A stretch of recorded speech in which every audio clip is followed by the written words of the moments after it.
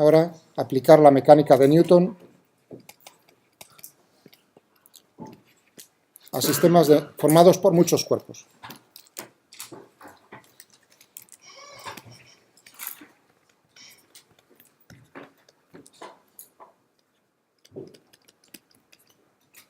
Muchos, quizás. Nada, muchos.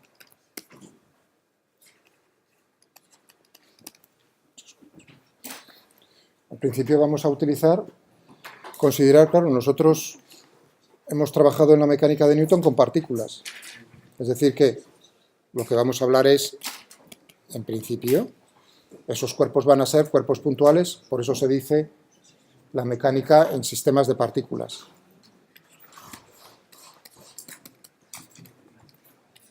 Sistemas de partículas. Y vamos a ver qué pasa con las leyes de Newton si uno llega a algunas relaciones más sencillas cuando estamos considerando con nuestro sistema como problema, o sea, como un conjunto de cuerpos. Entonces, fijaos, lo primero que tendremos que hacer en los problemas será decir qué cuerpos pertenecen a mi sistema y qué cuerpos no. Como siempre, quién está conmigo o quién está contra mí. Entonces, desde ese punto de vista podemos hacer una clasificación inmediata que es fuerzas internas y fuerzas externas al sistema. Fuerzas internas son aquellas fuerzas que se están ejerciendo entre los cuerpos que pertenecen al sistema, las partículas, y fuerzas externas, las que ejercen cuerpos que están fuera de mi sistema sobre los cuerpos, las partículas que tengo en mi sistema. Bien sencillo, no hay ningún problema. Vale. Es decir, que tendré, por ejemplo, aquí 1, 2, 3, 4, 5, ¿no? La 1, la 2, la 3, la 4, la partícula I. Primero, vamos a definir o recordar lo que es una magnitud física, que es el momento lineal. O cantidad de movimiento. Como decía la traducción literal del inglés Newton, cantidad de movimiento. Newton no decía momento lineal, decía cantidad de movimiento. Pero históricamente luego ha ido evolucionando. ¿Por qué? Porque ha salido lo del momento angular. Es decir, entonces, a mí me veréis siempre que hablo de momento lineal, momento angular. P, para una partícula de masa m, ¿no? La masa por la velocidad que tiene esa partícula. Eso quiere decir que Newton expresó realmente, hablaba de cantidad de movimiento y expresó su segunda ley de Newton no con la aceleración, sino como los cambios que se producen en la cantidad de movimiento en el momento lineal. Y él decía, su segunda ley de Newton, que la suma de las fuerzas que están actuando sobre esa partícula, sobre ese cuerpo, lo que producen es un cambio en el momento lineal del cuerpo. Así de sencillo. Claro, uno dice, vaya cosa más tonta, ¿no? Porque si tengo que P es la masa por la velocidad y la masa no cambia, pues entonces al derivar ¿no? Me quedará la masa por la aceleración, efectivamente, pero no creáis eso, hasta que se plasmó de esa manera pasaron décadas. No creáis que fue así inmediato. O sea que lo que decimos nosotros F igual a M por A, históricamente no tardó todavía su tiempo. Muy bien. Esto para una partícula. Si yo tengo muchas partículas, digo, ¿cuál es el momento lineal total?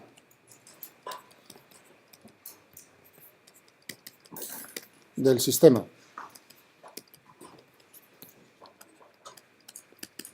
De partículas. Pues nada más que la suma de los momentos lineales de todas ellas. Lo voy a llamar P mayúscula. El momento lineal total. Frente a P minúscula era una P minúscula. Podría ser mayúscula, pero era P minúscula. En los libros así lo ves. Y entonces tendríamos, pues, como es un número finito de partículas, desde igual a 1 hasta las n partículas que tengamos, de las P sub i. Es decir, que tendríamos aquí, de la masa de cada una de ellas, no tienen por qué ser las mismas masas, V sub. ¿De acuerdo? Muy bien. Podríamos definir ahora, aprovechando en este momento, o más tarde, ahora mismo, ¿qué más da? Podemos definir un punto muy importante en el que va a describir algo del sistema de partículas, que es el centro de masas del sistema. centro de masas del sistema. Es un punto del espacio, por lo tanto, voy a poner Cm, centro de masas. Tengo que definir el vector de posición de ese punto del espacio. ¿Y cómo lo defino? Como el promedio ponderado de las posiciones de cada una de las masas, ponderado por su propia masa. Eso quiere decir que RCm no va a ser nada más que el promedio ponderado, desde igual a 1 hasta n, de m sub i, r sub i, dividido por la masa total, claro. Vamos a llamarlo todo esto m mayúscula, para no utilizar ya, es decir, que tendremos aquí 1 dividido por la masa total del sistema.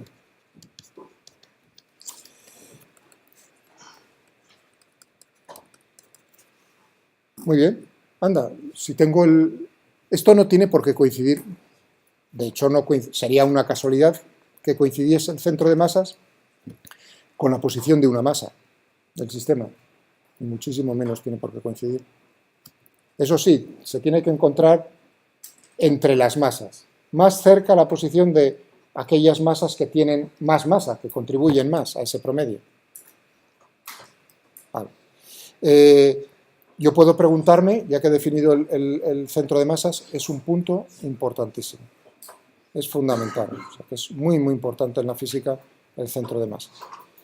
Porque realmente todos los problemas que hemos hecho hasta ahora, que son cuerpos con volumen, ninguno de ellos realmente, las bolas, todas esas que utilizaba, ninguno era una partícula, ¿no? Todos tenía que estar atravesado. En el momento que digo que está atravesado, pues ya le hemos liado, a pesar de que utilizaba. Entonces, realmente, ¿qué es lo que estaba resolviendo? Estaba resolviendo el movimiento para el centro de masas de ese cuerpo.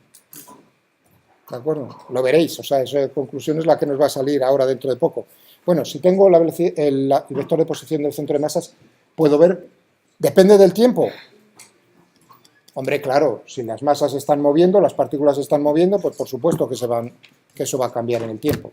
Por lo tanto, puedo hablar de la velocidad del centro de masas.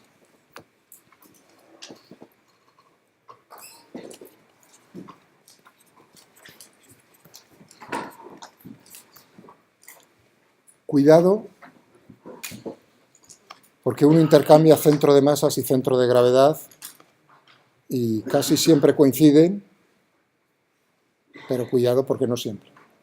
O sea, que hay que tener mucho cuidado. Fijaos que aquí no estoy, en este problema no he incluido, no estoy hablando de que haya gravedad, es general. ¿Me entendéis? Es general.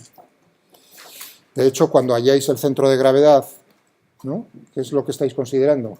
Estáis considerando que la gravedad es uniforme. Entonces habría que tener mucho cuidado para determinar cuál es, porque realmente cuando uno está buscando eso en el centro de gravedad, ¿qué es lo que está haciendo? A ver. Está buscando cuál es la fuerza equivalente a todas las fuerzas de atracción gravitatorias que están actuando sobre, por ejemplo, sobre mi cuerpo, ¿no? Tengo un montón de... Y uno está pensando, me dibujo aquí el vector peso en el centro de gravedad. Realmente eso no es cierto. Eso no es cierto. Si uno lo ve en resistencia de materiales, uno tiene que tener en cuenta que, bueno, que eso puede partir, porque es un sistema de fuerzas distribuidas. ¿De acuerdo? Cuidado con... Bueno, entonces uno dice, bueno, yo busco una fuerza que sea equivalente a ese sistema de fuerzas distribuido. Claro, tiene que ser una fuerza aplicada en un punto. ¿En qué punto? En el centro de gravedad. Que sea equivalente significa que tanto la traslación, ahí viene el momento, que tanto la traslación como la rotación sea la misma. Entonces ahí hay que tener en cuenta cómo es, claro, uno dice, o sea, los momentos de las fuerzas, ahí sí, ¿no? Porque habéis trabajado con momentos de fuerzas en primero, mucho. Entonces uno tiene que ver que el momento de la fuerza, esa equivalente, tiene que ser el mismo momento que crean todas esas fuerzas distribuidas, y lo mismo para la otra. Bueno, con eso es. Tened cuidado porque en ese momento lo que estabais utilizando era gravedad uniforme. Y si la gravedad no es uniforme, entonces, puntos suspensivos. Velocidad del centro de masas.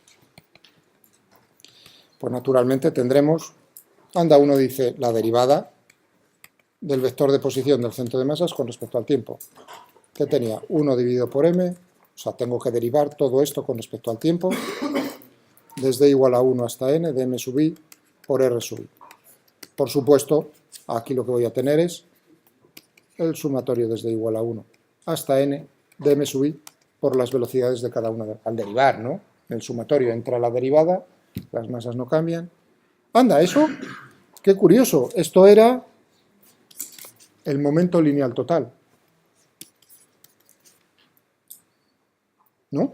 Es decir, que donde ponía P, momento lineal total del sistema, que había puesto desde igual a 1 hasta n, m sub i, v sub i, los p sub i, esto no es nada más que la masa total del sistema por la velocidad del centro de masas del sistema. El momento lineal total es equivalente a... O sea, que yo puedo reducir... Perdón. No, no, no. Fíjate que la masa pasa por acá multiplicando. Entonces tendríamos que m por la velocidad del centro de masas es el momento lineal total. ¿De acuerdo? Anda, ahí uno dice, bueno, es como considerar, ya viene y uno dice, se da cuenta, es como considerarlo como una partícula cuya masa es la masa total del sistema, por supuesto. ¿Y con qué velocidad? Con la velocidad del centro de masas. Un segundo, nada más, y hago la segunda ley de Newton. Y digo, ahora la aceleración.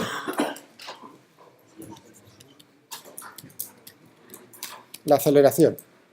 Para cada una de las partículas, ¿qué es lo que tendría la segunda? O sea, me estoy fijando en la aceleración.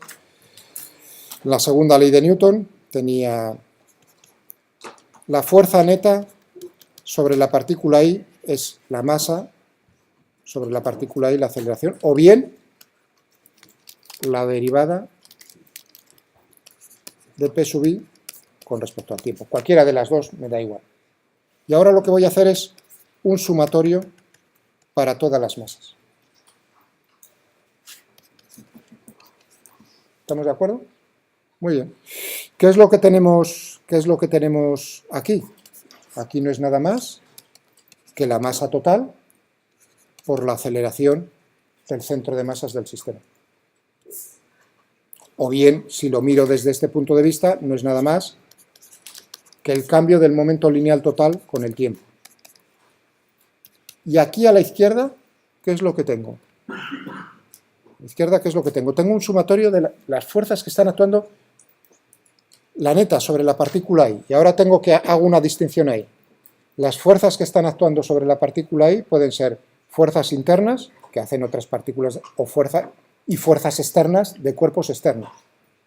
Y ahora digo, vale, pero en el sumatorio entonces las fuerzas internas me van a aparecer a pares, porque yo cuando me estoy fijando en la partícula i y luego en la partícula j, yo tendré una fuerza que ejerce la i sobre la j, pero luego tengo la j sobre la i. Son tercera ley de Newton, dos vectores en igual módulo, igual dirección, sentido contrario, se anulan. Es decir, que en esto me va a quedar únicamente la suma de las fuerzas externas al sistema. Y la segunda ley de Newton, ¿os dais cuenta? Es decir, que para el movimiento fundamental, para el movimiento del centro de masas del sistema, las fuerzas internas no pueden hacer nada. Las únicas fuerzas que pueden modificar el movimiento del centro de masas del sistema son las fuerzas externas, no las internas. Es decir, conclusión, y con esto os dejo y perdonadme, es la fuerza neta externa. La suma de las fuerzas externas al sistema es igual a la masa total del sistema por la aceleración del centro de masas del sistema, o bien igual al cambio en el momento lineal total del sistema con el tiempo. Esta es la segunda ley de Newton. Le voy a dar un nombre para la traslación.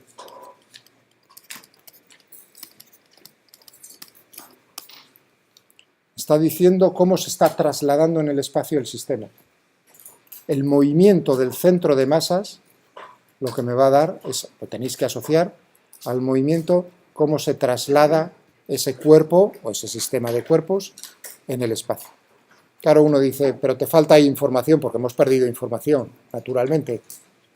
Entonces, habrá que buscar qué pasa con la otra información, a ver si podemos obtener también algo interesante. Eso se referirá al momento angular, pero eso ya no ahora. Gracias.